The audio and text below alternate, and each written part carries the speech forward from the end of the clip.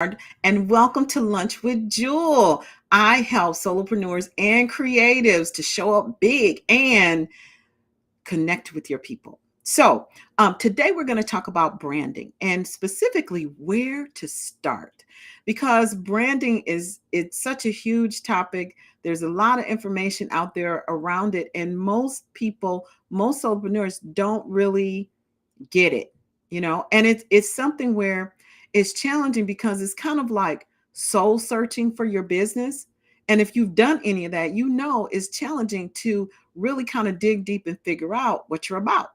Some of us still haven't completed that activity, right? And it's evolving. How do you, and there's tons of resources available. There's tons of graphic artists and website designers and consultants and coaches and people that will help you to identify and establish your brand.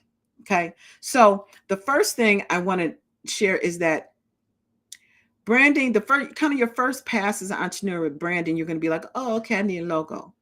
But really, for me personally, branding is about reflecting the essence of who you are to others who don't know you, to help them connect with you moving forward.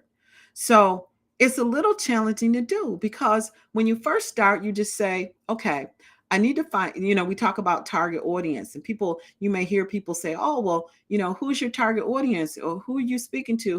What's the problem you want to solve? But a lot of times you don't really know. You think it's everybody, right? So here's what I recommend. Here's where to start. So for me, the place to start with branding is to identify what made you choose to start your business in the beginning. Because chances are the problem that you're seeking to solve with your business was once a problem that you had and you found a solution to. So for example, for me, I the reason I started my automation platform is because when I was in other businesses, I was frustrated because I sucked at follow-up. Like I tried so many different tools and so many different subscriptions and all this kind of stuff, but it really didn't help. And so I was just constantly searching and seeking for ways to kind of do the type of volume that I needed to do and follow up with people so I could make some money. So it started out with a problem that I wanted to solve. So then you say, okay, well, what were you feeling? So tell me about, if I'm just looking at myself. So tell me, Juhl, um, how can you connect with someone who was in your same shoes? Well, I was a solopreneur. I was frustrated because I felt like follow up wasn't my thing. Um, I was low on time because I was working a full time job and I didn't have a lot of time. I had two small children at home. Okay. And so I wanted to be home with them. Okay. Stop. So for me, um, at the time, the branding perspective was, um, or what I want to communicate with people is, hey, I am just like you. I am out here as an entrepreneur, working to make something happen to solve this problem that I have. And you know what? I think I can help you with the solution that I found. Right. So branding starts with identifying who you are in the story that is your business, right? Who are you in the story that is your business? Why did you start the bakery?